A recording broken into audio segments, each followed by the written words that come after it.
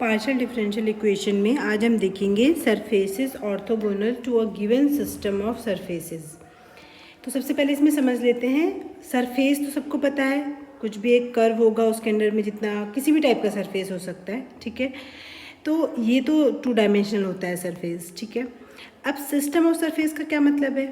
अब देखिए, जैसे हमने कोई सर्कल ड्रॉ किया, x² + y² = 2 का स्क्वायर, तो इसका मतलब होता है ये एक आपका सर्कल है जिसका ओरिजिन सेंटर है और 2 रेडियस है, ठीक है। तो ये तो एक पर्टिकुलर सरफेस, अगर मैं इसकी बात करूं तो ये एक सरफेस हो गया, ठीक है, अगर इसके अंदर की बात की जाए तो।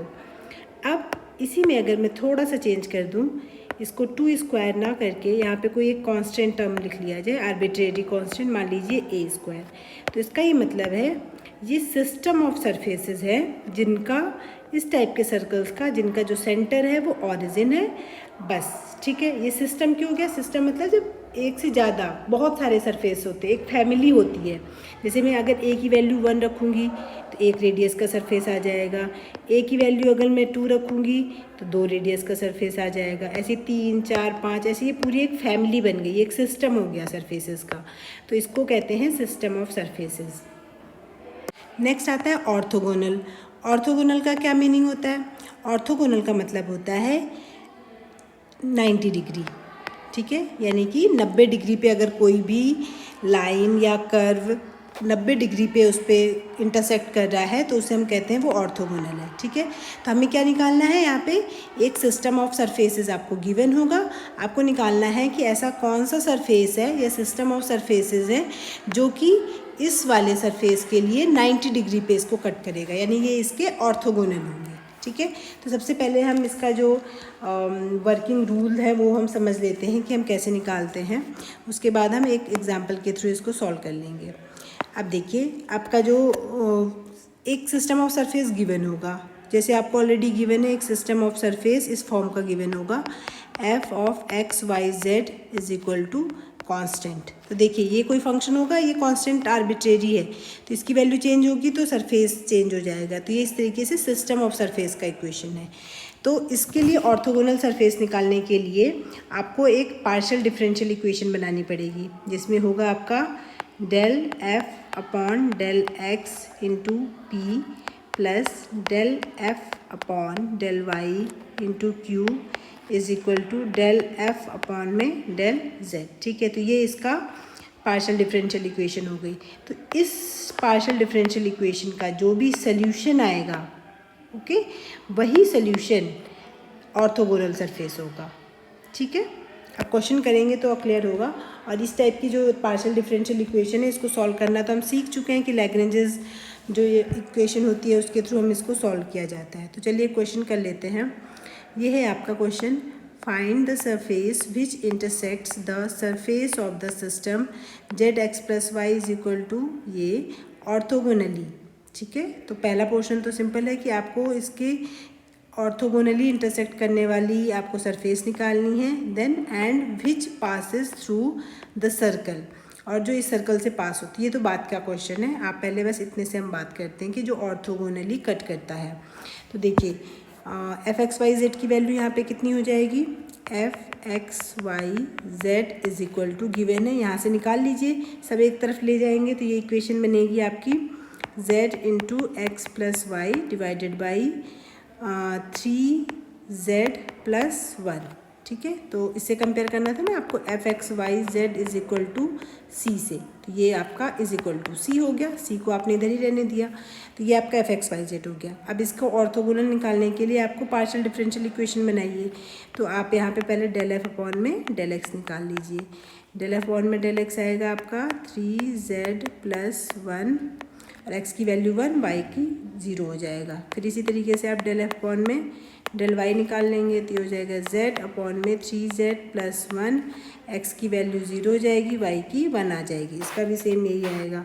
नेक्स्ट आता है del f/del z निकालिए, तो del f/del z की वैल्यू हो जाएगी x + y, तो होगा नहीं क्योंकि ये x और y में है, z के रेस्पेक्ट में करेंगे तो इसको सॉल्व करेंगे तो आंसर आएगा आपका /3z + 1 का होल स्क्वायर, ठीक है। इसको नॉर्मली जैसे डिफ्रेंशिएट करते हैं डिनोमिनेटर का स्क्वायर हो जाएगा, डिनोमिनेटर आएगा, z की वैल्यू 1 हो जाएगी। फिर ये सॉल्व करके आपका इतना बचने वाला है, ठीक है। तो ये हो गई आपका डेल एफ अपॉन में डेल z। अब पार्शियल डिफरेंशियल इक्वेशन इसकी बना लीजिए। इसकी पार्शियल डिफरेंशियल इक्वेशन हो जाएगी, अभी हमने देखा है डेल एफ अपॉन में डेल x आता है पहले, तो ये लिख लीजिए। ये हो जाएगा आपका ये z अपॉन में 3z प्लस 1 इंटू पी हो जाएगा, प्लस ये हो जाएगा z अपॉन में 3z प्लस 1 इंटू क्यू हो जाएगा, is equal to x plus y upon में 3z प्लस 1 का होल स्क्वायर हो जाएगा। ओके, तो अब इसको सॉल्व करिए। तो जैसे हमने सॉल्व किया था अभी तक डिफरेंशियल इक्वेशन पार्शियल वाले सॉल्व किए हैं लैग्रेंजेस मेथड से, उसमें से ये सॉल्व करेंगे। तो लैग्रेंजेस ऑक्सिलरी इक्वेशन लिख लीजिए, dx अपॉन में z अपॉन में 3z plus 1 is equal to dy upon में z अपॉन में 3z plus 1 is equal to dz upon में ये पूरा आ जाएगा आपका जो भी है ये x plus y divided by 3z plus 1 का होल स्क्वायर, ठीक है। अब इसके बाद आप इसमें देखिए दो दो फ्रैक्शंस एक साथ लेके सॉल्व किया जाता है। तो आप पहले दोनों फ्रैक्शन एक साथ ले लीजिए। आप अगर इसे सॉल्व करेंगे तो देखिए सॉल्व करके क्या बनेगा। पहले दोनों फ्रैक्शन ले लीजिए, ठीक है।